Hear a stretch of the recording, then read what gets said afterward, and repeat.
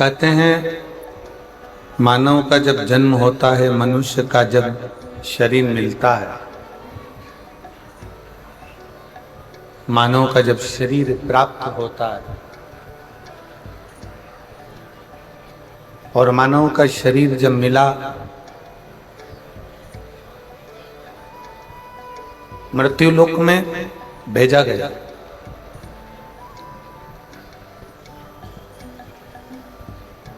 मछली का जन्म हुआ तो जल से पूछा कि ये मछली तुम्हारे पानी में रहेगी, तुम्हें कोई दिक्कत तो नहीं? क्या आप इस मगरमच्छ को, मछली को, जल में रहने वाले जीवों को संभाल लोगे? जल ने कहा कि हम बैठे हैं, जब तक जल में रहने वाली मछली, मगरमच्छ, जल के जीव जब तक जल में हैं तब तक वो सुरक्षित है, उनका बाल बांका नहीं होने देंगे हम। फिर पृथ्वी से पूछा कि ये वृक्ष लगना है,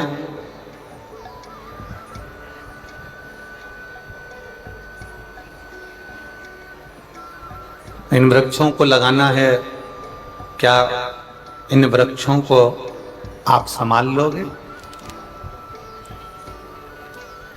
पृथ्वी ने कहा कि तुम चिंता मत करो, इन वृक्षों को जन्म दीजिए।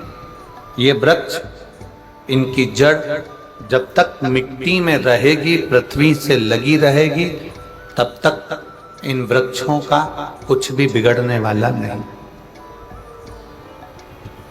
थोड़ा ध्यान से सुनिएगा कथा।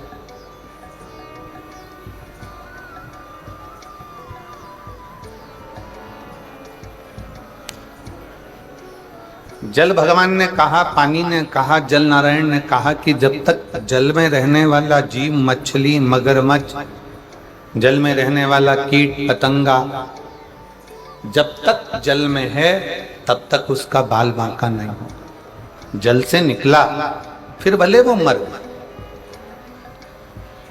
जल से निकलने के बाद भले फिर वो प्राण छोड़। पृथ्वी ने कहा कि वृक्ष, पेड़ पौधे पृथ्वी पर रहेंगे जब तक वो मिट्टी का संग रखेंगे, जब तक वो मिट्टी को अपने पास में रखेंगे, जमीन को, पृथ्वी को, मिट्टी को जब तक वो नहीं छोड़ेंगे तब तक इनका बाल बांका नहीं होने वाला। ये सूखेंगे नहीं, ये मरेंगे। अब वायु से पूछा, तुम पक्षी को रख सकते हो, परिंदे को रख सकते हो? तो कहा जब तक वायु में परिंदा है, पक्षी है, तब तक मैं उनका बाल बांका नहीं होने दूंगा। जलचर के लिए जल ने कह दिया, वृक्षों के लिए पृथ्वी ने कह दिया, पक्षियों के लिए वायु ने कह दिया, पशुओं के लिए जंगल ने कह दिया। अब आई बारी केवल एक मनुष्य, केवल एक मानव की।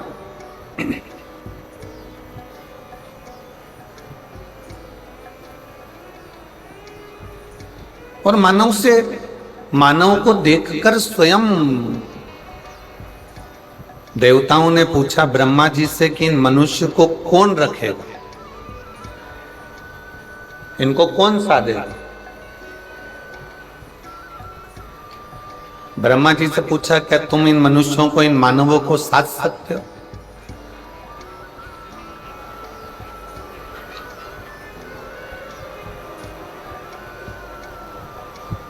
अच्छा जी, विचार करिए पहले तो, कितना उल्टा ज्ञान हम भारतीयों को दिया जाता है।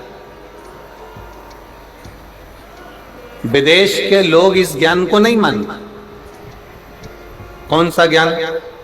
कि मानव बानर से चालू हुआ, बंदर की योनि से चालू हुआ तो वो मनुष्य बना। बानर से उसकी जिंदगी चालू हुई, पहले मनुष्य बंदर था, बंदर से ऐसा बना, बंदर से वैसा बना, बंदर से फिर वो मानव बना। ईमानदारी से बोलना, अगर बंदर से मानव बनता होता तो दुनिया में इतने सारे बंदर हैं, वो सारे मानव नहीं बन जाते। ये उल्टा ज्ञान हमको दिया जाता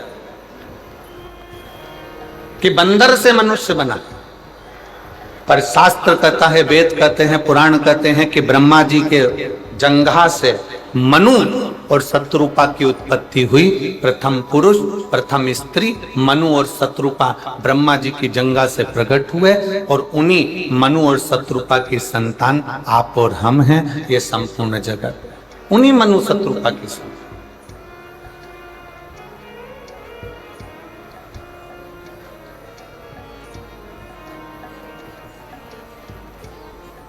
और ज्ञान क्या दिया गया, कहा क्या गया कि आप और हम बानर से पैदा हुए, बंदर की योनि थी, बंदर से मनुष्य बनते चले गए, मानव बनते चले गए। अरे भाई, अगर बानर से मानव बने होते तो इतने बंदर संसार में ना रहते, फिर वो भी मानव बन जाते। केवल सनातन धर्म की लेखनी को दबाने के लिए लोगों ने अपनी लेखनी को प्रकट की।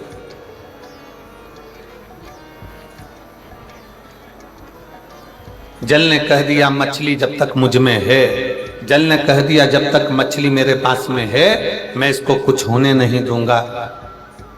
मिट्टी ने कह दिया कि जब तक वृक्ष मेरे से जुड़ा है मैं इसको कुछ होने नहीं दूंगा। अब बारी आई मनुष्य की। ब्रह्मा जी से पूछा है, इन मनुष्य को आप रख सकते हो? ब्रह्मा जी ने मना कर दिया। भगवान नारायण से पूछा, नारायण ने भी कुछ कहा। तब भगवान शंकर से कहा कि इस ब्रह्मा ब्रह्म लोक में रहेंगे, भगवान विष्णु बैकुंठ लोक में रहेंगे, और रहेंगे तो केवल मृत्यु लोक में शंकर भगवान। अब इन मनुष्यों को संभालेगा कौन? इन मानवों को कौन संभाल सकता है?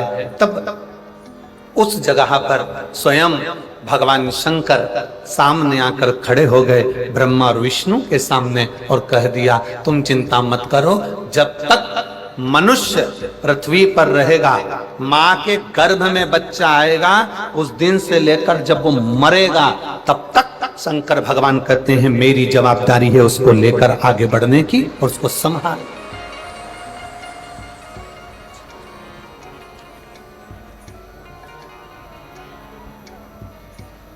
शिव कह रहे हैं कि ये मेरी जवाबदारी है, शंकर भगवान कह रहे हैं ये मेरी जवाबदारी, उसको आगे बढ़ाना।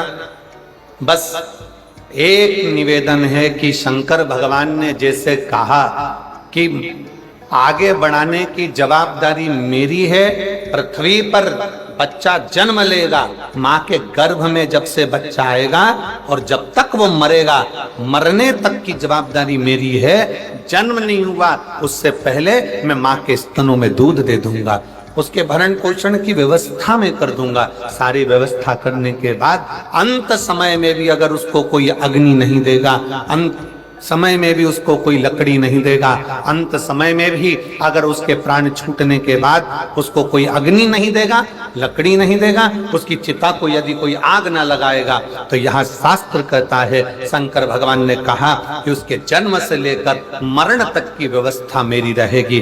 जो एक लोटा जल चढ़ाएगा, शिव जी कहते हैं वो मेरा खुद का हो जाएगा, मेरा अपना का, मेरा स्वयं का।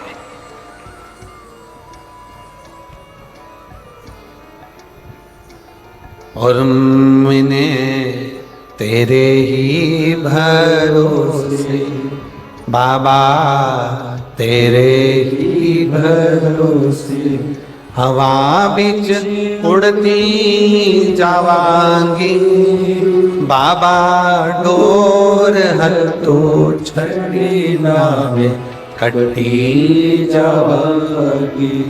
भोले मैं तेरी शंभो, मैं तेरी हवा बिच उड़ती जावांगी, बाबा डोर हथो छड़ी नावे कटती जावांगी। मछली जब तक पानी से जुड़ी है, मछली का बाल बांका नहीं होता। वृक्ष जब तक मिट्टी से जुड़ा है, वो वृक्ष का बाल बांका नहीं होता, पौधे का बाल बांका नहीं होता। और मनुष्य जब तक शंकर से जुड़ा है, तब तक उसका बाल बांका नहीं होता। शिव उसको संभाल बोल बम का नारा है, जरा जम के बोल बम का नारा है। उसका बाल बांका नहीं, वो संभालता, वो बैठा है संभालने वाला, वो संभाल, वो संभाल लेता। और मेरे भोले तेरा सहारा है,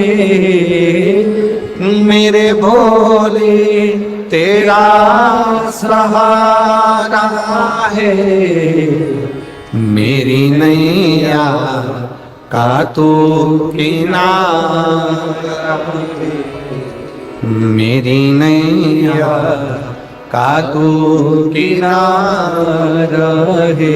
ओ मेरे बाबा तुझे पुकारा है, मेरे बाबा तुझे पुकारा है, मेरी नैया का तू किनारा है, मेरी नैया का तू किनारा है। हम उसके आश्रित होकर चले।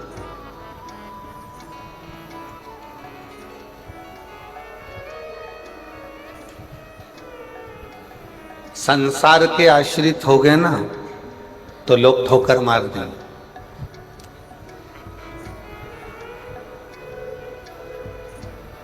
जगत के आश्रित हो गए तो भी लोग ठोकर मार देंगे, पर उस महादेव के अगर आश्रित हो गए तो ठोकर नहीं मिलेगी,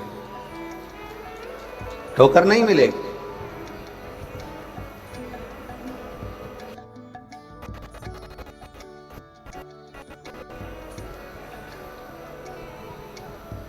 हमसे कई लोग पूछते हैं कि गुरुजी सारे प्रदेशों में छत्तीसगढ़ का इतना विकास कैसे होते जा रहा है? अभी की स्थिति में अगर देखा जाए तो छत्तीसगढ़ एक ऐसा प्रदेश बनता जा रहा है जिसका उन्नति होती चली जा रही है, जिसकी उन्नति होती चली। कारण क्या, क्या कारण है? हमने एक ही बात उनको कही, छत्तीसगढ़िया सबले बड़ी। छत्तीसगढ़ का जो रहवासी है, छत्तीसगढ़ में निवास करने वाला जो एक मनुष्य है, जो छत्तीसगढ़ का रहने वाला है, ओरिजिनल छत्तीसगढ़िया है, वो दिल से भगवान का भजन करता है, दिखावा नहीं करता है। एक लोटा जल शंकर जी को चढ़ाता है और पूरा छत्तीसगढ़ शिवमय है, पूरा छत्तीसगढ़ देवीमय है। शिव और शक्ति की आराधना में पूरा छत्तीसगढ़ डूबा रहता है।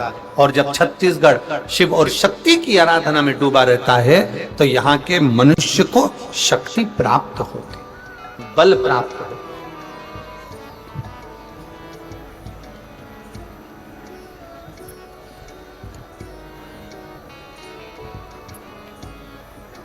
एक बात कहना चाहेंगे, आप लोगों के स्मरण में हो, दूसरे प्रदेशों में छोटे छोटे गांवों को छोड़कर गांवों में रहने वाले ग्रामीण शहर जाकर अपना मकान बना रहे हैं और वहां रहने की तैयारी कर रहे हैं। पर छत्तीसगढ़ का किसान, छत्तीसगढ़ का खेती करने वाला एक ग्रामीण, छत्तीसगढ़ में गांव में रहने वाला एक किसान जो धान की फसल लेता है, जो धान बोता है, वो अपना गांव नहीं छोड़ना चाहता, क्योंकि उसको मालूम है ये धान का कटोरा है और यही हमारा भरण पोषण का स्थान, यही है।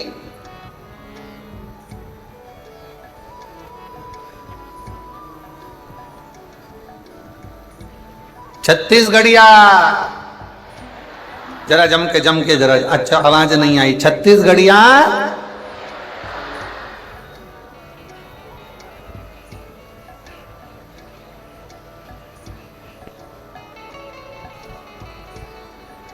जल मछली से कहता है तुम मुझे मत छोड़ना, मैं तुम्हारा साथ निभाऊंगा, साथ निभा। पृथ्वी वृक्ष से कहती है तुम मुझे मत छोड़ना, मैं तुम्हारा साथ निभाऊंगा, मैं तुम्हारा साथ। और शिव कहते हैं, भगवान देवाधिदेव महादेव कहते हैं, भगवान शंकर कहते हैं कि तुम एक लोटा जल चढ़ाना मत छोड़ना, मैं तुम्हारा साथ निभाऊंगा, आखिरी तक निभाऊंगा, आखिरी तक।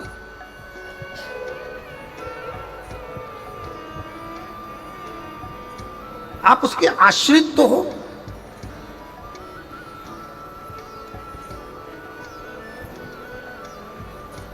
कल एक व्यक्ति ने प्रश्न किया, हमको तो मालूम, हमको लगता था कि जसपुर में कोई प्रश्न नहीं करेगा, पर बहुत अच्छा प्रश्न जसपुर के लोगों ने कल करा। अब वो पत्र अगर हम ढूंढेंगे तो थोड़ा समय लगेगा। उस जसपुर की एक बहन ने लिखा पत्र में, अब वो कौन से गांव की है और वो पत्र को ढूंढेंगे तो थोड़ा समय लग सकता है। उसने पत्र में लिखा, क्यों गुरुजी, आप कहते हो संसार में जन्म लेने वाले प्रत्येक मनुष्य के हृदय में शिव का निवास है। आप कहते हो संपूर्ण जगत में जन्म लेने वाले मनुष्य के हृदय में शंकर बसा है, भगवान बसा है, ईश्वर बसा है। तो फिर अगर जगत में जन्म लेने वाले मनुष्य के हृदय में भगवान बसा है तो फिर भगवान इनको दुख देता ही क्यों है? अब प्रश्न देखिए जसपुर वालों का कितना जोरदार है।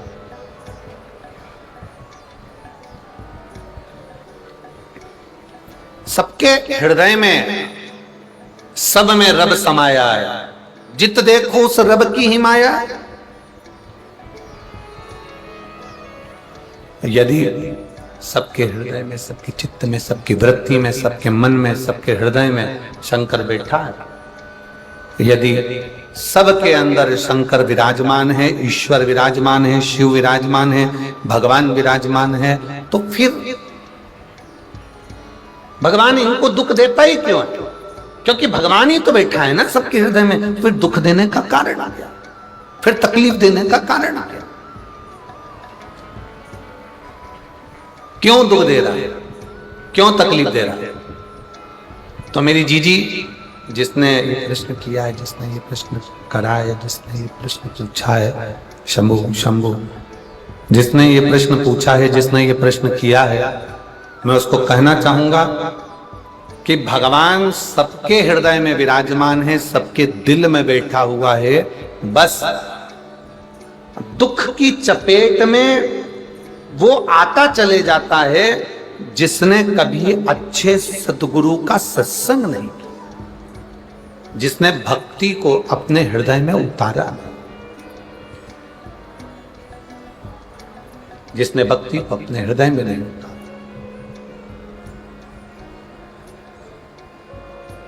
गुरु नानक देव जी ने एक बात कही अपनी वाणी में,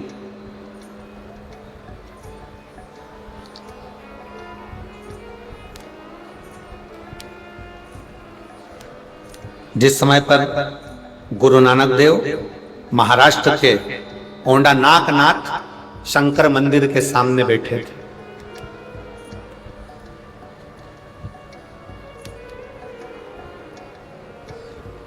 जिस समय पर गुरु नानक देव जी ओंडा नागनाथ महाराष्ट्र के शिव मंदिर की साक्षी में बैठे हुए थे, तो वहां पर उन्होंने संत नामदेव जी से कहा कि व्यक्ति भटकता कब है? जब उसकी भक्ति में कुछ कमी रह जाए,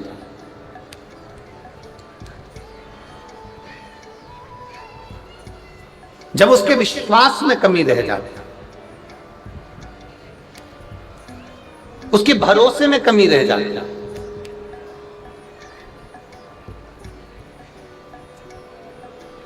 और विश्वास में अगर कमी है, भक्ति में अगर कमी है, तो व्यक्ति डोलेगा, व्यक्ति भटकेगा।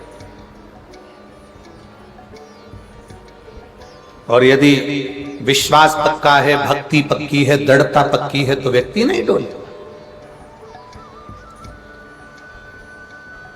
कितना सुंदर कहा है, आपका विश्वास यदि महादेव के प्रति है, आपका विश्वास यदि परमात्मा के प्रति है, आपका भरोसा यह पक्का है कि मेरे सनातन धर्म में जो 33 कोटि देवता हैं वो मेरे लिए बहुत कुछ कर सकते हैं, तो तुम दुनिया में कभी नहीं भटकोगे, दूसरी धर्म की ओर नहीं जाओ,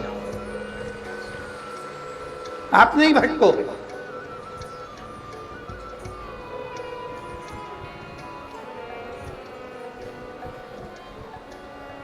एक कितना सुंदर प्रसंग है।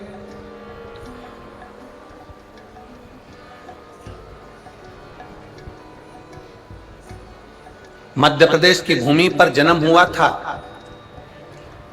बैजनाथ मिश्र का।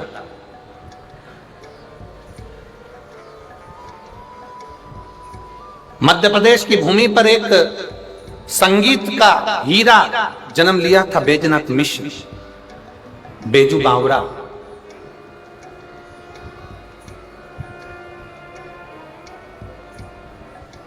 और ग्वालियर के राजघराने में वो बेजू बावरा अपनी संगीत की कला देता था।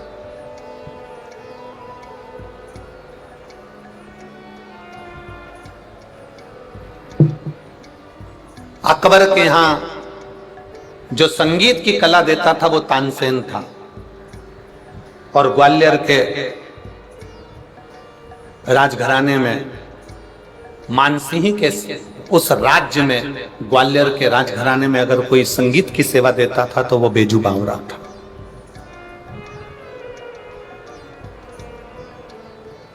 बेजू बावरा।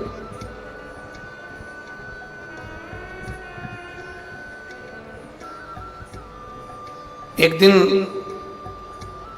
अकबर को मालूम पड़ा कि ग्वालियर के राजघराने में मानसिंह की उस राज सिंहासन के सामने एक गायक कलाकार बैठता है, एक संगीतकार बैठता है, उसका नाम बेजू बावरा है।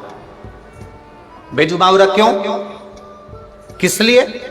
क्योंकि वो संगीत में इतना डूब गया था, संगीत में इतना डूब गया था, इतना संगीत में डूब गया था कि 24 घंटे वो संगीत की कला से बाहर ही नहीं निकल पाता था। तो लोग ने उसे पागल कहना प्रारंभ कर दिया, बावरा कहना प्रारंभ कर दिया।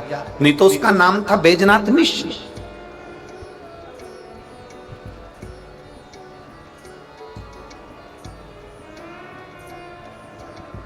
मानसिंह जी के उस राजघराने में बेजू बावरा अपनी प्रस्तुति देता, वहां का रतन था वो, वहां का हीरा था। वहां वो गाता, भजन करता, अपना कीर्तन करता, और मानसिंह जी प्रसन्न रहते।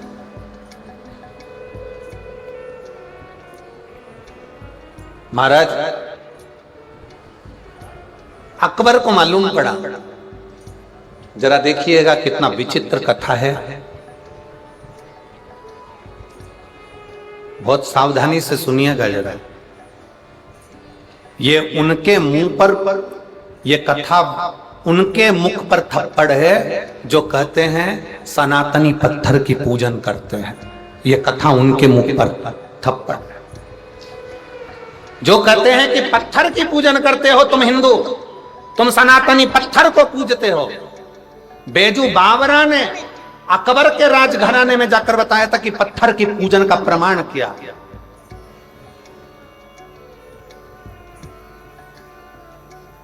बेजू बावरा ने अकबर के राजघराने में खड़े होकर कहा था कि हम मुर्दे नहीं पूजते, हम पत्थर पूजते हैं और पत्थर को पिघलाकर परमात्मा बना देते हैं। ये बेजू बावरा ने कहा,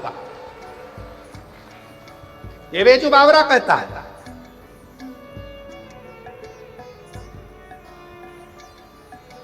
अकबर को मालूम पड़ा, सूचना मिली अकबर को, और अकबर ने अपने यहां गाने वाले संगीतकार तानसेन को देखा, और तानसेन को देखकर कह दिया कि हमारा संगीतकार तानसेन के आगे सब फीके हैं। ये बेजू बावरा जिसको लोग पागल कहते हैं, ये तो बैजनाथ मिश्र है, पर लोग इसको बावरा कहते हैं, पागल कहते हैं, क्योंकि सही में इसमें बुद्धि नहीं है। अकबर कह रहा,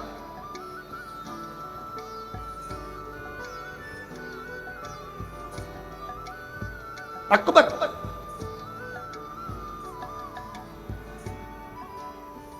अकबर के हृदय में थोड़ी सी ईर्ष्या जागृत हो गई।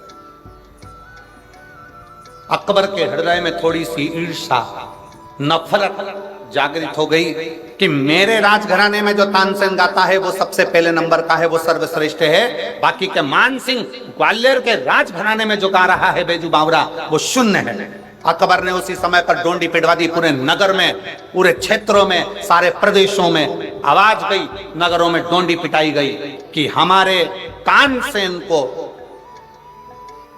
सम्मुख में बिठाकर हम संगीत की परीक्षा करना चाहते हैं। जो जीतेगा उसको रत्नों से तोल दिया जाएगा और जो हारेगा उसको मृत्यु दंड दे दिया जाएगा।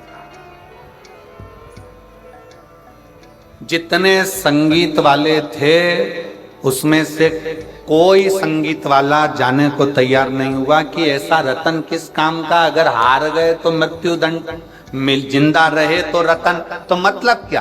कोई संगीत वाला नहीं गया। 4 बार पत्र मानसिंह जी के यहाँ भेजा गया, 4 बार पत्र राजा मानसिंह ग्वालियर नरेश के पास भेजा गया कि आपके यहाँ पर बेजू बावरा संगीत का मर्मज्ञ है, उसको भेजिए। बेजू बावरा के पास सूचना पहुंची। राजा मानसिंह ने कहा, अकबर ने एक परीक्षा रखी है, तानसेन को जो हराएगा या जो हारा उसको मरना है, और जो जीत गया उसको रतन से, हीरे से, पन्ना से, माणिक से, रत्नों से तोल दिया जाएगा। बेजू बावरा, मानसिंह जी ने कहा, हमारा मन है बेजू बावरा, तुम जाओ उस अकबर की राज सिंहासन पर जाकर तुम अपनी संगीत की कला दिखाओ। बेजू बावरा ने कहा मानसिंह जी से, क्योंकि बेजू बावरा शंकर का परम भगत था, शिव का। बेजू बावरा, बैजनाथ मिश्र, उनके पिताजी शंकर की उपासना करते थे, उनकी मां शंकर की आराधना करती थी, वो स्वयं शिव की आराधना करते थे। शंकर पर 1 लोटा जल, शंकर की भक्ति करना, शिव की आराधना करना, शंकर के मंदिर में बैठकर शिव के सम्मुख में, शंकर की साक्षी में, नटराज की साक्षी में अपनी संगीत की कला का आनंद लेते थे। जो गुरु सिखाते थे वो बेजू बावरा शिवालय में बैठकर शंकर की साक्षी में अपनी संगीत की कला को निखारता था, अपनी संगीत की कला। और शिव महापुराण की कथा कहती है, शंकर की कथा कहती है, अगर बच्चा पढ़ने में कमजोर है, बच्चे का विवेक कमजोर है, बच्चे की बुद्धि कमजोर है, बच्चा सक्सेस नहीं हो रहा, सफलता नहीं मिल रही है, उसका जॉब नहीं लग रहा है, कहीं वो आगे बढ़ नहीं पा रहा है, तो उन बच्चों से निवेदन है, शंकर के मंदिर में 1 लोटा जल चढ़ाओ, थोड़ा सा जल झेल कर नंदी के पास बैठकर उस जल का आचमन करना प्रारंभ कर दो। तुम्हें खुद मालूम पड़ने लगेगा कि तुम जो पढ़ रहे हो तुम्हें याद होना चालू हो जाएगा, तुम अच्छे से अच्छे नंबर पाकर आगे बढ़ना प्रारंभ कर दोगे। विद्या अध्ययन भी करो, खूब पढ़ो, लगनता से पढ़ो, अपना कर्म करो, रात दिन एक करो, और शंकर जी पे 1 लोटा जल चढ़ाकर पीना प्रारंभ करो। जो माताएं कहती हैं मेरी याददाश्त कमजोर हो गई, मैंने सामान यहाँ रखा था भूल गई, ना जाने कैसे सामान भूल गया, ना जाने कैसे ऐसा हो गया। जो माताएं कहती हैं, भाई लोग कहते हैं हम भूल जाते हैं, याददाश्त कमजोर हो गई, 60 के ऊपर के हो गए इसलिए याददाश्त चली गई, नहीं। अगर आपकी याददाश्त जा रही है तो आप शंकर जी को 1 लोटा जल चढ़ाना प्रारंभ करो, अपने घर से जल भरो, शिव के मंदिर में जाकर चढ़ाओ, उस जल को झेलो, नंदी के पास बैठकर आचमन कर लो, उसको पी लो। आपको खुद मालूम पड़ेगा 20-22 दिन में, 1 महीने में आपको अंतर दिख जाएगा कि मेरी याददाश्त पहले जैसी थी मजबूत, वैसी की वैसी और हो गई, अब मैं भूल नहीं रही, अब मैं भूल नहीं रहा। बैजनाथ मिश्र जी के, बेजू बावरा जी के माता पिता ने बेजू बावरा को शंकर के मंदिर में बहुत रुचि प्रदान कर दिया। बेजू बावरा तो शिव का उपासक भी था और गायन में भी प्रबल, शिव भक्ति भी और साथ में गायन। शंकर को नटराज मानकर जो गायन की विद्या करता बेजू बावरा। कहा बेजू मेरा मन है। मानसिंह जी बोले जाओ उस अकबर के दरबार में जाओ और तानसेन के सामने संगीत की परीक्षा है, जाकर उत्तीर्ण होकर आओ। जाओ बेजू बावरा ने विचार किया कि मानसिंह जी को क्या बोलूं मैं राजा मानसिंह, क्या कहा जाए राजा मानसिंह जी को। और बेजू बावरा ने राजा मानसिंह जी से कहा, आपकी जैसी आज्ञा हो मैं वो करने को तैयार हूं, पर एक निवेदन है महाराज, एक निवेदन, बहुत सावधानी से कथा को सुनिएगा, ये दिल को छूने वाली कथा, हृदय को छू। महाराज मैं अकबर के राज्य में, मैं अकबर के प्रदेश में जाकर मैं परीक्षा देने को तैयार हूं, पर बात एक ऐसी है कि जो हारेगा, जो हारता है उसको मृत्यु दंड मिलेगा, मृत्यु दंड। जो हारेगा उसका मृत्यु दंड मिलेगा, बात केवल इतनी सी। तो मानसिंह जी ने कहा बेजू बावरा से, क्या बेजू बैद्यनाथ, क्या तुमको अपने आप पर भरोसा नहीं है? बैद्यनाथ ने कहा, मुझे अपने आप पर भरोसा पूरा है। फिर दिक्कत क्या है? दिक्कत यह है कि जो हारेगा उसको तो मृत्यु दंड मिलेगा ना, चाहे कोई भी हारे, मृत्यु दंड तो उसको मिलेगा। मरेगा वो, मर जाएगा। क्या चाहते हो? बेजू बावरा ने कहा, मैं जाऊंगा, तानसेन के सामने जाऊंगा, अकबर के राजघराने में जाऊंगा, अकबर के पास पहुंचूंगा और मैं भी अपनी परीक्षा दूंगा, मना नहीं है। आज बेजू बावरा तैयार होकर अकबर की सभा में पहुंच गया। अकबर की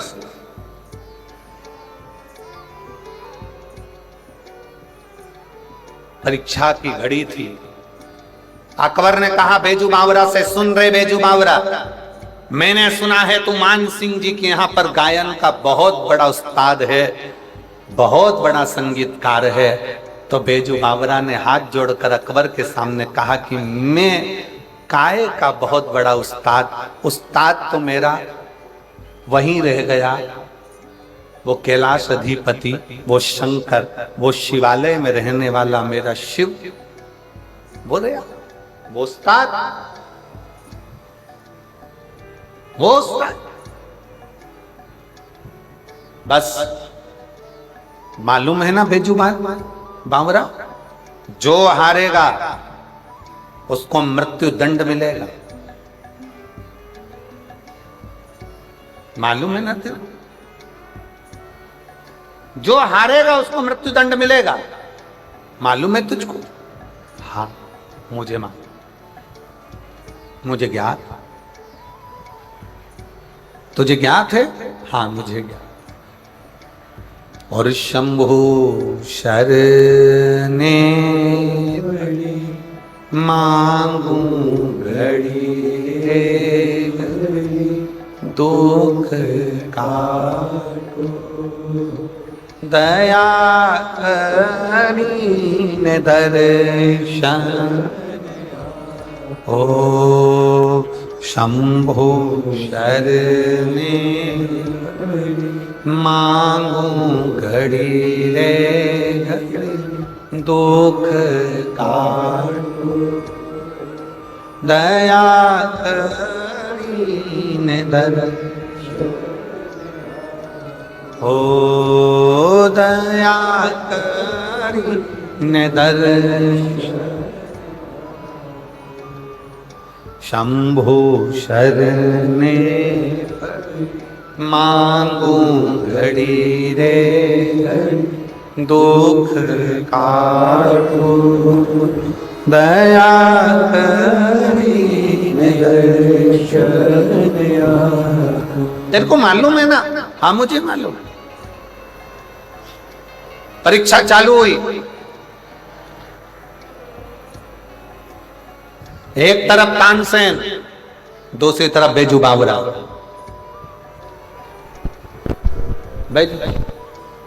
परीक्षा चालू।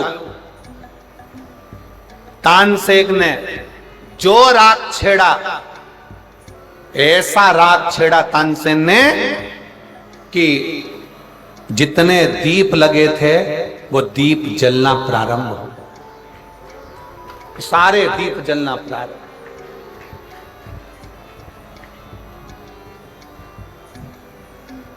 सारे अब जो दीप जलना प्रारंभ हुए तो दीप जलते जलते जलते जलते जलते जलते उस दीप को जलते राग में इतना बल था कि जितनी स्त्रियां कपड़े पहने थे, जितने पुरुष कपड़े पहने थे, उनमें भी आग लगना प्रारंभ हो गया। और जैसे ही आग लगना प्रारंभ हुई, तानसेन ने तो लगा दी आग। अब आई बारी बेजू बावरा की। बेजू ने देखा कि सबके कपड़े जल रहे हैं, दीप जल रहे हैं, तो जो दीप जलते हुए देखा तो बेजू ने तुरंत अपनी राग को जो छेड़ा तो जल वृष्टि होने लगी, पानी गिरने लगा। और पानी गिरने लगा तो जितने दीप थे वो बुझने लगे, जो कपड़ों में आग लगी थी वो सारी की सारी बुझने लगी, सारी की सारी।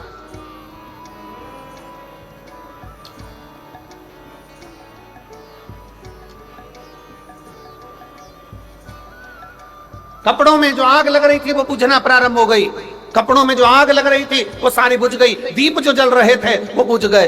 फिर वापिस तानसेन ने फिर तान छेड़ी, और तानसेन ने ऐसी तान छेड़ी तो जितने हिरण थे वो तानसेन के पास में आ गए। और जैसे हिरण आए, हिरण पास में आते से तानसेन ने एक माला निकालकर हिरण के गले में डाल दी। हिरण उस माला को पहनकर भाग गए। अब बेजू बावरा से कहा गया कि वो माला को वापस बुलाओ। जैसे बेजू बावरा ने अपनी राख छेड़ी, जो गए हुए हिरण थे वो वापस तोड़ कर आ गए, और बेजू बावरा ने उनके गले से माला निकालकर अपने पास में रख ली, अपने पास में। अकबर देखकर आश्चर्य में पड़ गया, अकबर देखकर आश्चर्य में पड़ गया।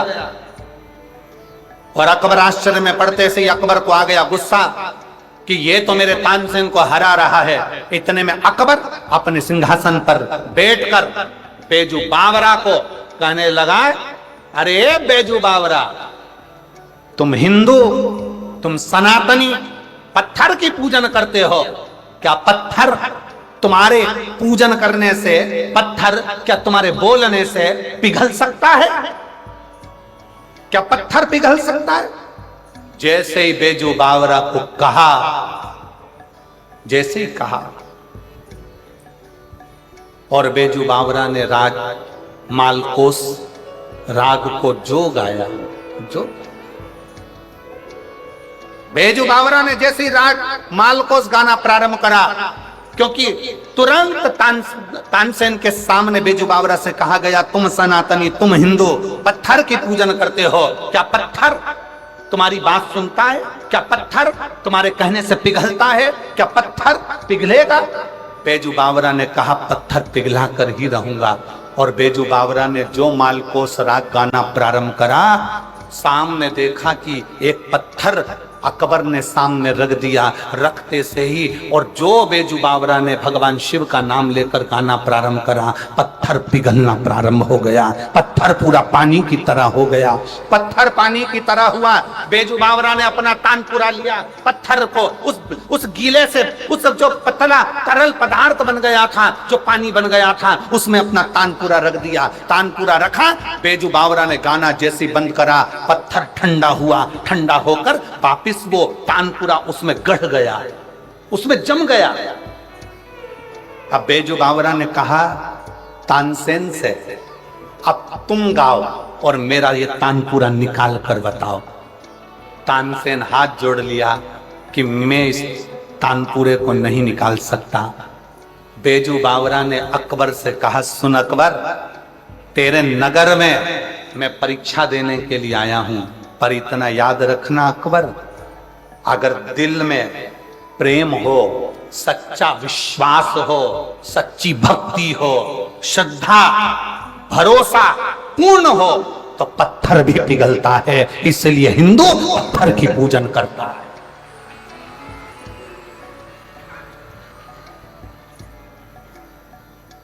पुकारने वाला अगर हो, दिल से अगर पुकारा जाए, प्रेम से अगर पुकारा जाए, श्रद्धा से अगर पुकारा जाए तो पत्थर भी पिघलता है।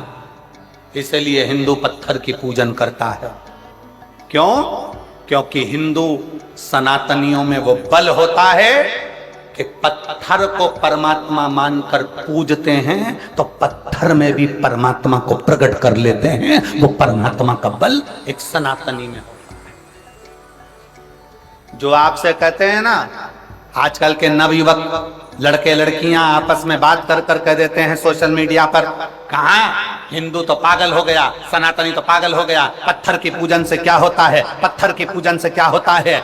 हमारे सनातन धर्म की मूलता है बेजू बावरा अकबर के सामने बैठकर अपने प्रेम की वाणी से, अपनी लयता से, अपने शब्दों से पत्थर को पिघला देता है। और वही बेजू बावरा अकबर के सामने कहता है ये सनातन धर्म है, ये हिंदू है, कि पत्थर को भी अगर भाव से पूछता है तो उसमें भी परमात्मा प्रकट कर लेता है। ये भाव हमारे यहां दिखाया जाता है। ये भाव कई लोग कहते हैं गुरुजी ये आप कहते हो कि एक प्रश्न कल वो बहन ने करा, उसी प्रश्न का ये उत्तर है, उसी प्रश्न का उत्तर।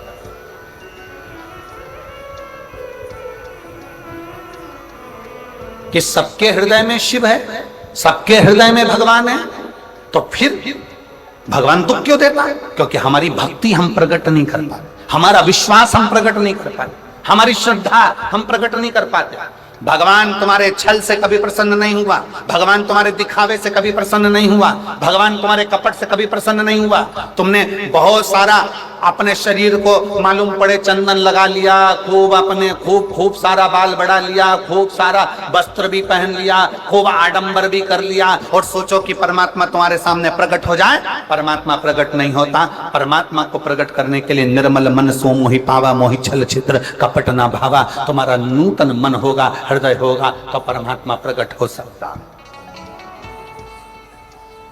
प्रकट हो सकता।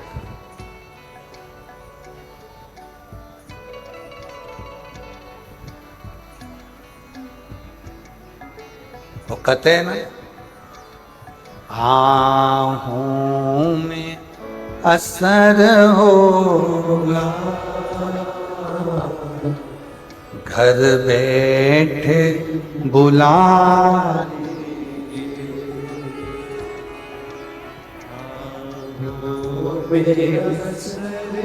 होगा,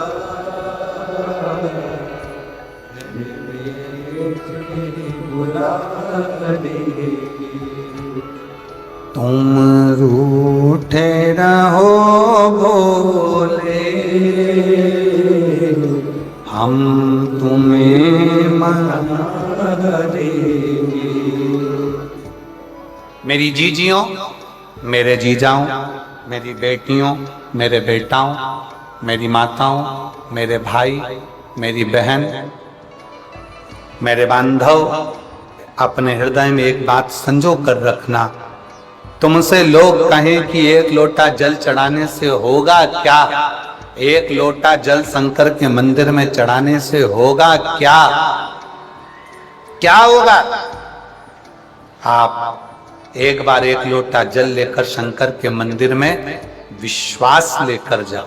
वो लोटा का जल नहीं है, वो हमारा विश्वास है कि मेरा दुख मेरा महादेव काटेगा। वो एक लोटा जल नहीं है, वो हमारी सच्ची श्रद्धा है कि मेरा भोलेनाथ मेरे दुख को काटेगा। वो एक लोटा जल नहीं है, वो आपका शुद्ध भाव है। क्यों? क्योंकि हमारे पास देने के लिए, भगवान को देने के लिए कुछ भी नहीं है, कुछ भी नहीं। हम क्या दे सकते हैं महादेव को? हम क्या प्रदान कर सकते हैं भगवान शंकर को? हम क्या दे सकते हैं भगवान देवादिदेव महादेव को? हमारे पास देने के लिए कुछ भी नहीं। हमारे पास देने के लिए अगर कुछ है, हमारे पास देने के लिए, ये टीवी के कारण हो रहा है, टीवी के कारण, हमारे पास देने के लिए अगर कुछ है तो वो केवल श्रद्धा, वो केवल विश्वास, वो केवल भरोसा, वो केवल दृढ़, केवल श्रद्धा, केवल विश्वास, केवल दृढ़ता। दुनिया के लोग तुमसे कहें कि एक लोटा जल में क्या होगा, एक लोटा जल क्या है, एक लोटे जल में क्या रखा है, तुम कह देना वो एक लोटा जल नहीं है, वह हमारा विश्वास, वह हमारा भरोसा, वह हमारी दृढ़ता शिव के प्रति है। शिव के शंकर, तुम कहते हो भोले हमें काशी प्यारी है, तुम कहते हो भोले हमें काशी प्यारी है, एक बार तो आ जाओ, एक बार तो आ जाओ, काशी भी बना दे, एक बार तो आ जाओ, काशी भी बना दे, तुम रूठे रहो भोले हम तुम्हें मना लेंगे, आहूं में असर होगा, घर बैठे बुला लेंगे, आहूं में असर होगा, घर बैठे बुला लेंगे।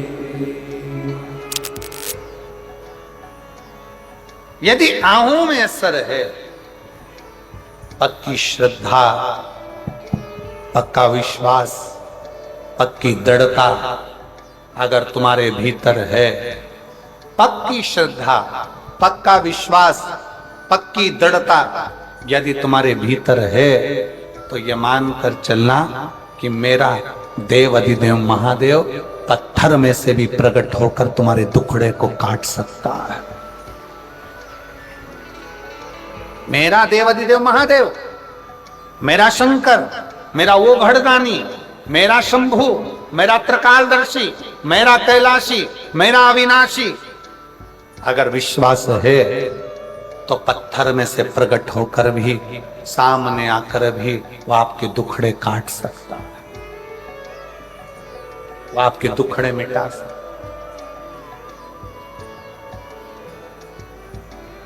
आहूं में असर होगा, घर बैठे बुला देंगे, आहूं में असर होगा, घर बैठे बुला देंगे, तुम रूठे रहो भोले हम तुम्हें मना देंगे, तुम रूठे रहो भोले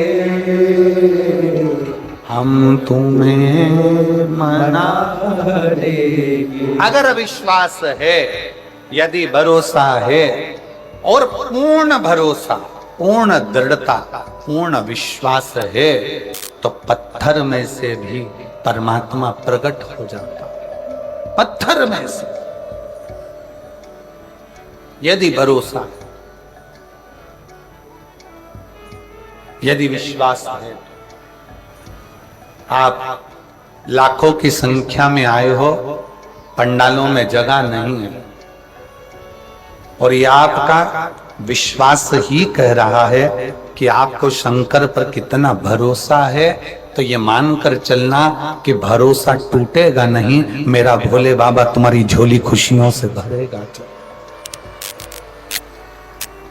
इसको बंद कर दे या चालू कर दे, इसको बाबर से छोड़ूंगा। तुम्हारा भरोसा टूटेगा नहीं, तुम्हारा विश्वास टूटने वाला नहीं है। उसका पिला गिर रहा है ना उसको, वो विश्वास टूटेगा नहीं, वो भरोसा छूटेगा नहीं।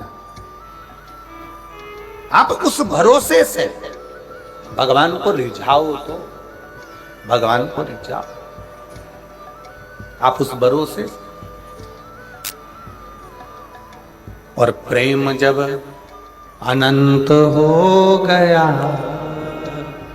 रोम रोम संत हो गया। प्रेम जब अनंत हो गया, रोम रोम संत हो गया।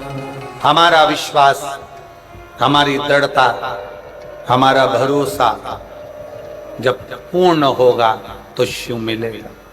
जिस बेटी ने ये प्रश्न किया था कि गुरुजी सबके भीतर शिव है, सबके अंदर भगवान महादेव समाहित है, सबके भीतर भगवान शंकर विराजमान है, तो फिर दुख क्यों आता, तकलीफ क्यों आती, कष्ट क्यों आता, क्यों इतनी तकलीफें आती, क्यों दुख आता, क्यों कष्ट आता? कहा भक्ति की कमी है, भक्ति की, भक्ति की कमी। भक्ति को दृढ़ करो। कौन कौन जाता है शिव जी के मंदिर में एक लोटा जल चढ़ाने? हाथ उठाओ जरा। जो जाते हैं शंकर के मंदिर, रखो, बहुत बड़ी, जाना चाहिए। बेजू बावरा शिव का उपासक जब अपनी भक्ति और दृढ़ता और विश्वास के साथ अकबर के महल में बैठकर गाता है तो पत्थर को पिघला देता है। आप अगर एक लोटा जल महादेव को विश्वास के साथ चढ़ा रहे हैं, भरोसे के साथ चढ़ा रहे हैं, तो यह मानकर चलना कि वो देव अधिदेव महादेव तुम्हारे लिए पिघल जाएगा और एक दिन तुम्हारे दरवाजे पर जरूर आ जाएगा। एक ना एक दिन तुम्हारे दरवाजे पर जरूर पहुंचेगा, वो तुम्हारी चौखट पर जरूर आएगा, जरूर पहुंचेगा, जरूर आएगा। आप दृढ़ता करें, विश्वास,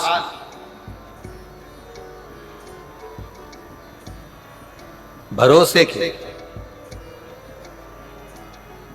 एक चावल का दाना भी अगर लेकर शंकर के मंदिर में जा रहे हो, एक चावल का दाना लेकर भी अगर शिव जी के मंदिर में पहुंच रहे हो, शंकर जी की चौखट पर जा रहे हो, शंकर भगवान के दरवाजे पर जा रहे हो, तो ये विश्वास मानकर जाना कि मेरा शिव मेरे दुख हरने के लिए, वो हमारे यहाँ पहले, इधर छत्तीसगढ़ का तो हमको नहीं मालूम कि क्या नियम है, पर हमारे यहाँ पहले पत्रिका नहीं छपती थी, शादी की पत्रिकाएं हमारे उधर नहीं छपती थी। इधर छत्तीसगढ़ का तो नहीं मालूम, पर हमारे उधर पहले शादी की पत्रिका नहीं छपती थी। केवल चावल को पीला करा जाता था और पीला चावल दिया जाता था और निमंत्रण उस पीले चावल से हो जाता। अब इधर छत्तीसगढ़ में ऐसे ही होता था क्या? जम के तो बोलो जरा, ऐसे ही होता था? तो फिर तो तुम और हम एक ही भाई भाई, ठीक है, उसमें क्या अंतर है? हमारे यहां पहले पत्रिका नहीं छपती थी, चावल को पीला करा, दे दिया निमंत्रण।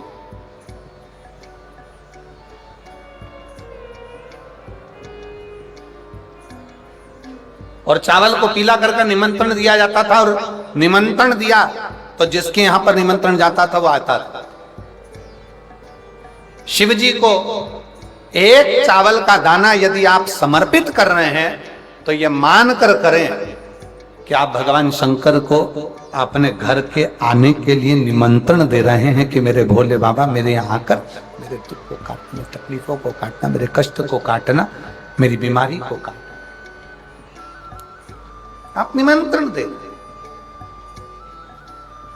बोल बम का नारा है, बाबा एक सार, जरा जम के बोलो, बोल बम का नारा है, सारी समस्या का हल। कोई लेट बनता है, कोई जल्दी बनता है, शिव को जल चढ़ाने वाला एक दिन से जरूर बनता है। शिव शिव है, शंकर शंकर।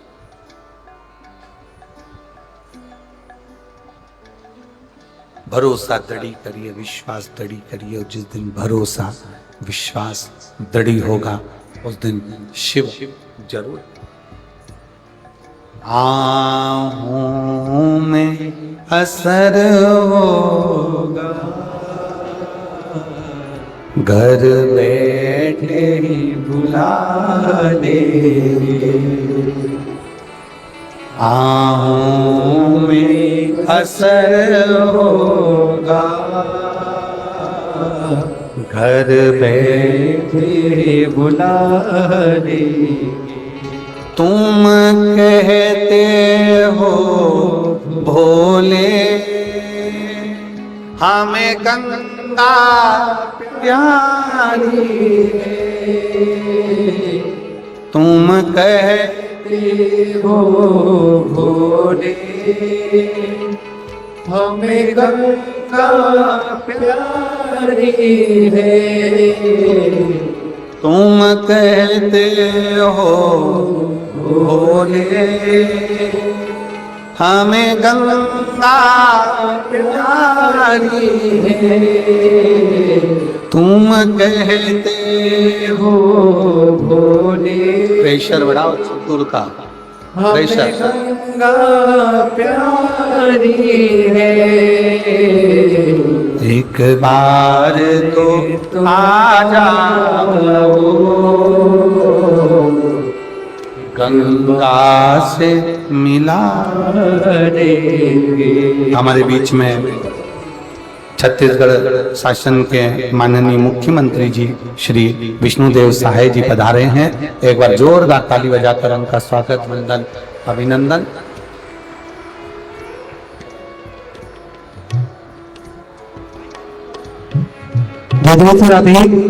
देखिए, बड़ा ही जो अवसर है, कथा के दौरान छत्तीसगढ़ शासन के यशस्वी मुख्यमंत्री माननीय श्री विष्णुदेव जी साहे जी का शुभ मंगल आगमन हुआ। एक बार जोरदार ताली बजाकर स्वागत करें।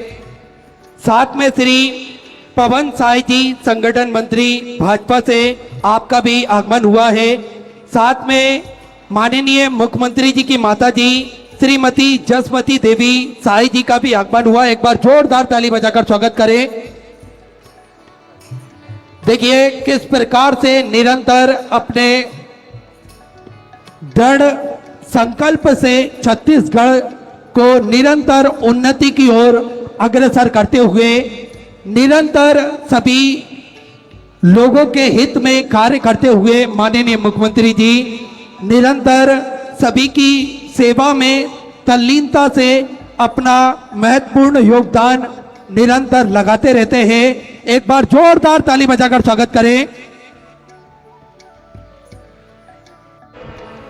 भगवान देवादिदेव महादेव विश्वनाथ, भगवान शंकर, त्रिकालदर्शी, कैलाशी, अविनाशी, जगत का भरण पोषण करने वाला शिव। शिव कथा कह रहे हैं।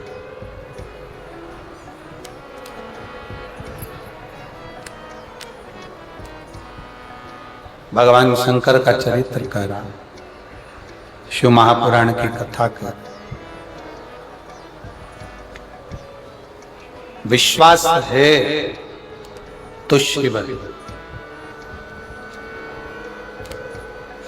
जैसे अभी माननीय मुख्यमंत्री जी ने अपनी वाणी में कहा, शब्दों में कहा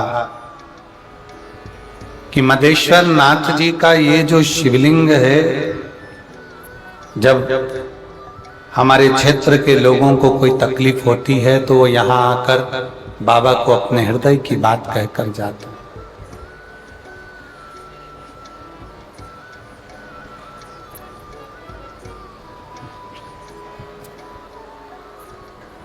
अपने हृदय की बात मदेश्वर नाथ को कहते हैं।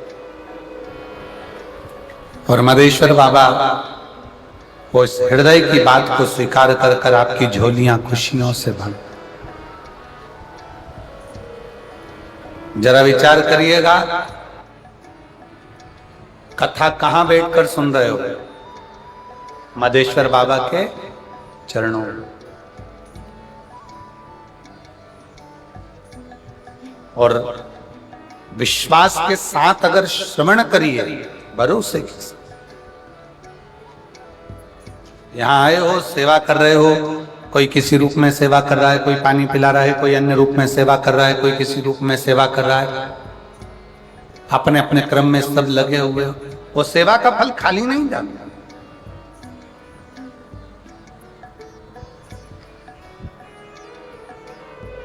कितना सुंदर है, भारत की भूमि पर जितने मंदिर राम जी के नहीं है, भारत की भूमि पर उससे ज्यादा मंदिर श्री हनुमान जी महाराज के हैं।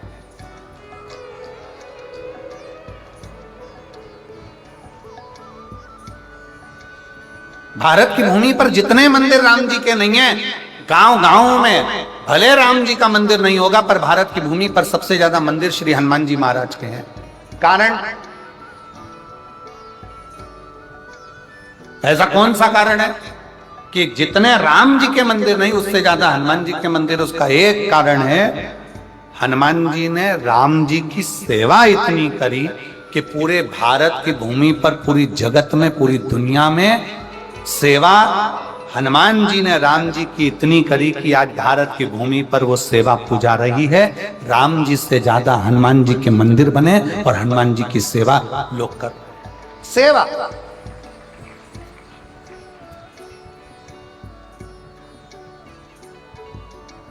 और एक बात और कहना चाहेंगे शिव महापुराण के माध्यम से, भगवान शंकर की कथा के माध्यम से,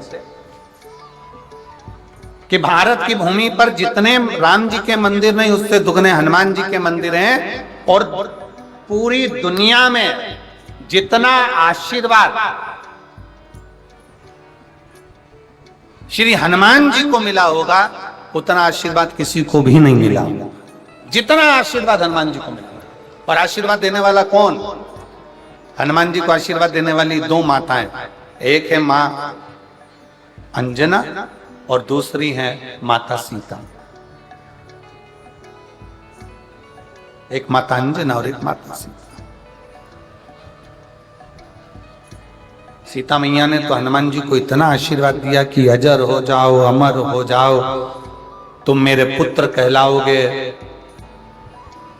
जगत में सेवा का मूलतः तुमने करी है।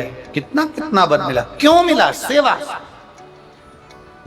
और फिर निवेदन करूंगा, अगर लगे जीवन में, अगर आपको ऐसा महसूस होता है कि मेरे जीवन से संकट हट नहीं रहा, बहुत कष्टप्रद जीवन चल रहा है, बहुत दुखी जीवन चल रहा है, बहुत जीवन में कष्ट है, तो निवेदन करूंगा शिवालय में जाकर शंकर के मंदिर में थोड़ी सेवा करना प्रारंभ करो। अपनी मेहनत को 4 गुना बढ़ाओ, अपने परिश्रम को 4 गुना बढ़ाओ, अपनी मेहनत को बढ़ाओ, परिश्रम को बढ़ाओ, और साथ में शिवालय में जाकर सेवा करना प्रारंभ। बन सके झाड़ू लगा दो, पोछा लगा दो, थोड़ी सेवा शिवालय में करो, थोड़ी सी मिलेगा। सेवा का फल खाली नहीं जाना। और माननीय मुख्यमंत्री जी से मैं कहूंगा, वास्तवता है इतने पत्र महोदय इस व्यासपीठ पर आए हैं और आपके लिए और श्रीमती कौशल्या दीदी के लिए इतने पत्र लिखे हैं कि हमारा क्षेत्र बचा था। हम लोग आदिवासी वनवासी क्षेत्र के हैं, तो हम लोग बहुत दूर जाकर कथा नहीं सुन सकते थे। तो माननीय मुख्यमंत्री जी आपके लिए और जीजी भाई आपके लिए इतने पत्र आए हैं कि उन लोगों ने लिखा कि आपके माध्यम से कम ये कथा का रसतत्व ग्रहण करने का सौभाग्य। मैं आपको पुनः फिर बहुत बहुत साधुवाद देता हूं। एक बार जोरदार ताली बजाकर आपके लिए बहुत साधुवाद, बहुत बहुत बहुत बहुत साधुवाद कि क्षेत्रवासियों, जैसा आपने कहा अपनी वाणी में कि क्षेत्रवासियों का मन था शिव पुराण कथा का, कि शिव की कथा हो। और हम कहेंगे माननीय मुख्यमंत्री जी से, जब हम यहाँ आए थे तो यहाँ आने पर हमको कई लोगों ने कहा कि ये बहुत वन क्षेत्र है, मदेश्वर नाथ जहाँ विराजमान है। अभी जैसे आपने कहा कि यहाँ रास्ता भी बड़ा विचित्र है, वन क्षेत्र है। और जब हम यहाँ आए तो लोगों ने कहा कि इतने वीराने में, इतने वीरान में, इतने जंगल में और इतने वीरान में कथा श्रवण करने के लिए कैसे लोग आएंगे? जहाँ से रेलवे स्टेशन भी बहुत दूर है, 150-200 किलोमीटर पड़ता है, जहाँ से बस अड्डे भी बहुत दूर पड़ते हैं, तो इस वीरान जंगल में कैसे लोग कथा श्रवण करने के लिए आएंगे? पर हमने उनसे एक ही बात कही थी, जिन्होंने हमसे कहा, हमने कहा कथा सुनने वाले माधेश्वर नाथ हैं, कथा करवाने वाले माधेश्वर नाथ हैं, और कथा का जजमान पद भी अगर कोई ग्रहण कर कर बैठे हैं तो वो माधेश्वर नाथ हैं। वो स्वयं करा रहे हैं, स्वयं कर रहे हैं और स्वयं कराना, कोई दूसरा। हर हर, जरा दमदारी से दोनों हाथ उठाकर हर हर, वो स्वयं करा रहे, स्वयं। और मैंने तेरे ही भरोसे बाबा, तेरे ही भरोसे हवा बिच उड़ती जावांगी, बाबा डोल हटो छड़ीना मैं कटी जावांगी, भोले मेरे बदन शंभो मेरे हवा बिच उड़ती जावांगी, बाबा डोल हटो छड़ीना कटी जावांगी। शिव कथा कर रही, भगवान शंकर का चरित्र कर रहा है। शिव के मंदिर में लगाया गया दीपक, शिव के मंदिर में लगाई गई झाड़ू, शिव के मंदिर में लगाई गई बुआरी, शंकर के मंदिर में लगाया गया पोछा, शंकर के मंदिर में करी गई सेवा खाली नहीं जाती, उस सेवा का फल मिलता जाए, सेवा। और जितने लोग यहाँ सेवा कर रहे हैं ना, कोई पानी पिला रहा है, कोई टॉफी बांट रहा है, कोई बिस्कुट बांट रहा है, कोई भोजन करा रहा है, जितने लोग सेवा में लगे सब अपनी अपनी डायरी में लिख के रख लेना कि मैंने 5 रुपए का पानी पिलाया था। और अगली कथा जो यहाँ पर मई के महीने में आपको जो नजदीक में सुनने को मिलेगी ना, वो गुमला झारखंड में मई में 11 मई से, तो वहां अपना पत्र जरूर भेजना कि मुझे 1.5 महीने में जो मैंने 5 रुपए का पानी पिलाया था वो 50,000 हुआ कि नहीं हुआ, मेरे बाबा ने झोली भरी कि नहीं। शिव शिव है, शंकर शंकर है। एक चोर चोरी करने के लिए शंकर के मंदिर में चले जाता है, शिवालय में ध्यान नहीं रहता, अर्चना करने वाला नहीं है, चोरी करने वाला है, आराधना करने वाला नहीं, चोरी करने वाला। और अंधेरा हो रहा है, कुछ भी नहीं दिख रहा, अपने तन का कपड़ा उतारकर दीप से लगाकर, तन के कपड़े को दिए से जलाकर, तन के कपड़े को दीप लगाकर और तन के कपड़े को आग लगाकर चारों तरफ से देख रहा है कि यहाँ चोरी का सामान मिला, चोरी का सामान नहीं देखा।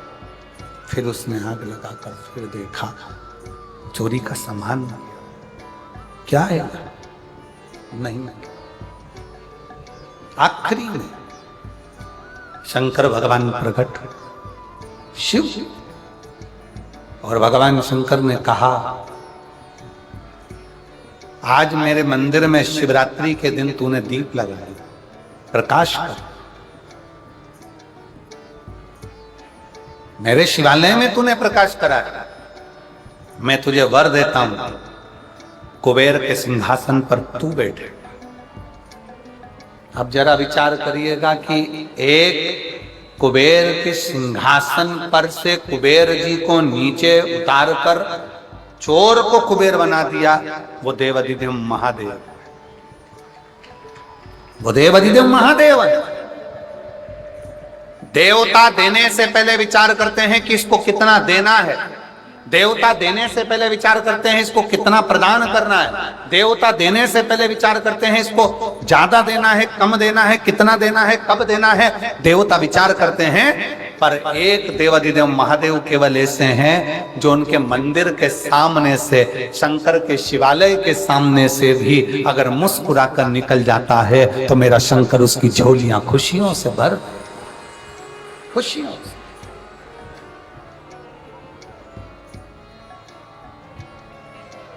केवल एक शिव।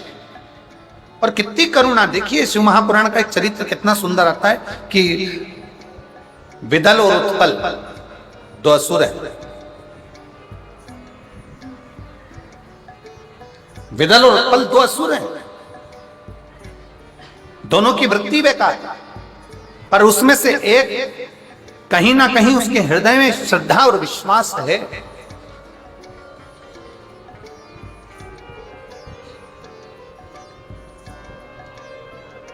सूचना मिली कि मां जगत जननी बड़ी सुंदर है, मां आद्यशक्ति बड़ी सुंदर है।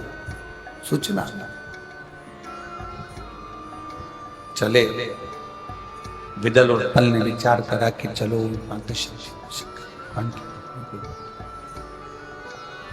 विदल और उत्पल ने विचार करा कि चलो, हमने सुना है कि वो जगदम्बा, वो पार्वती बड़ी सुंदर है, उसको लेकर आते हैं। चलो। और विदल उत्पल ने विचार कर मां आद्य शक्ति, मां दुर्गा भवानी, मां जगत जननी जगदम्बा, मां अंबा, मां कालरात्रि, मां कुष्मांडा, मां स्कंदा, मां दुर्गा के सम्मुख में मां पार्वती तो अपने कार्य में लगी हुई थी। और विदल उत्पल ने उनको देख लिया, देखा तो इतनी सुंदर उनको देखकर आश्चर्य में पड़ गए। आश्चर्य, इतनी सुंदर। बस विदल उत्पल ने विचार कर लिया, विदल उत्पल ने विचार कर लिया कि अब इनको लेकर जाए। हाथ पकड़ने के लिए विदल उत्पल आगे बढ़े। मां पार्वती जी को लग गया कि ये विदल उत्पल की दृष्टि गलत है, दृष्टि गलत है। मेरी मां जगत जननी जगदम्बा अंबा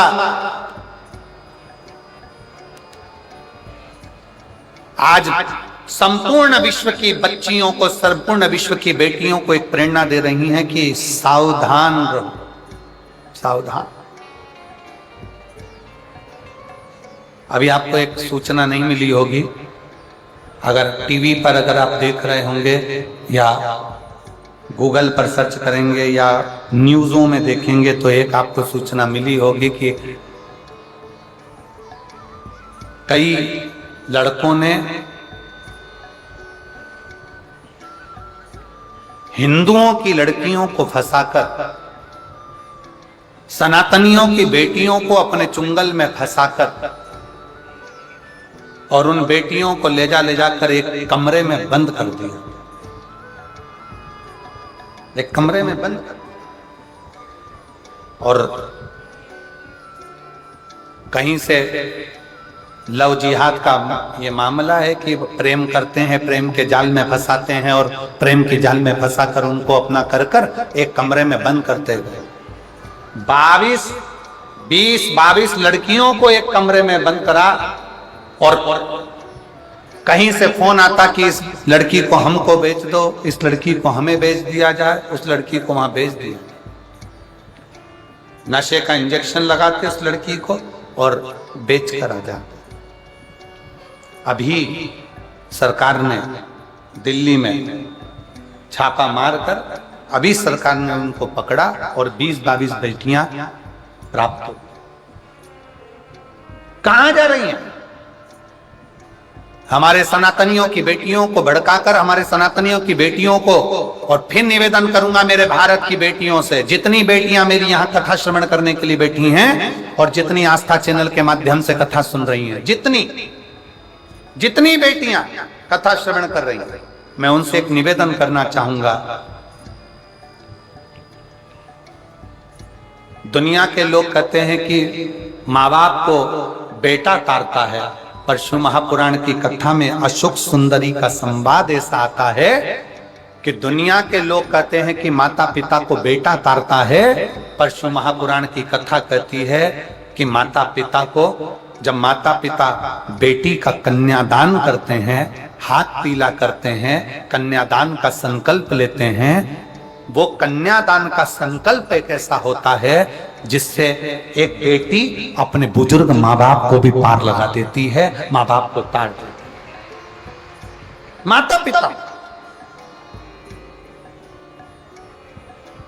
कोई तुम्हें मोटरसाइकिल दिखाए, 50 रुपए का पेट्रोल डलवाकर भुड़भुड़ कराकर, जिनकी दुकानों पर मोटरसाइकिल सुधरने के लिए आती है, गाड़ियां सुधरने के लिए आती है, वो 50 रुपए का पेट्रोल भी तुम्हारा होता है।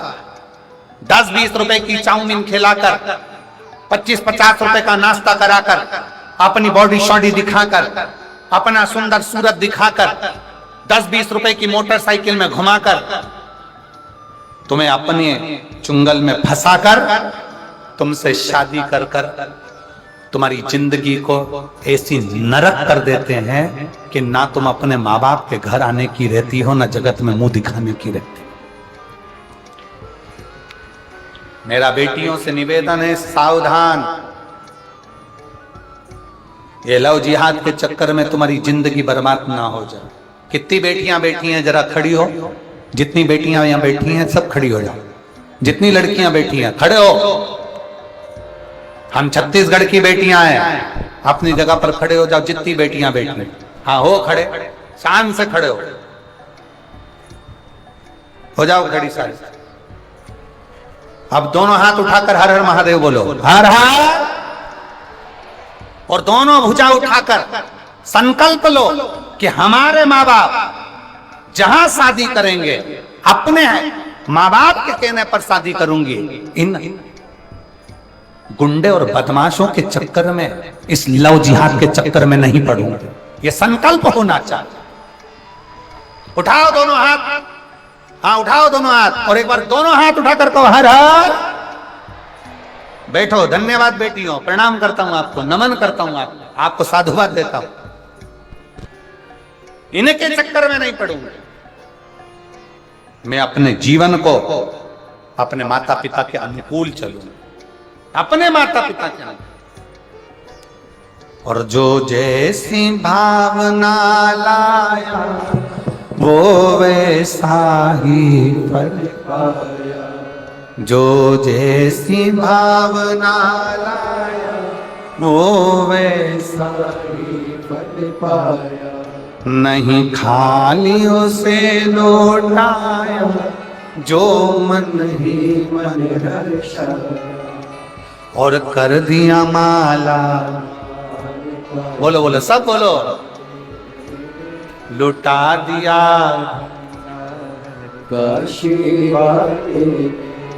कर दिया माला, लुटा दिया।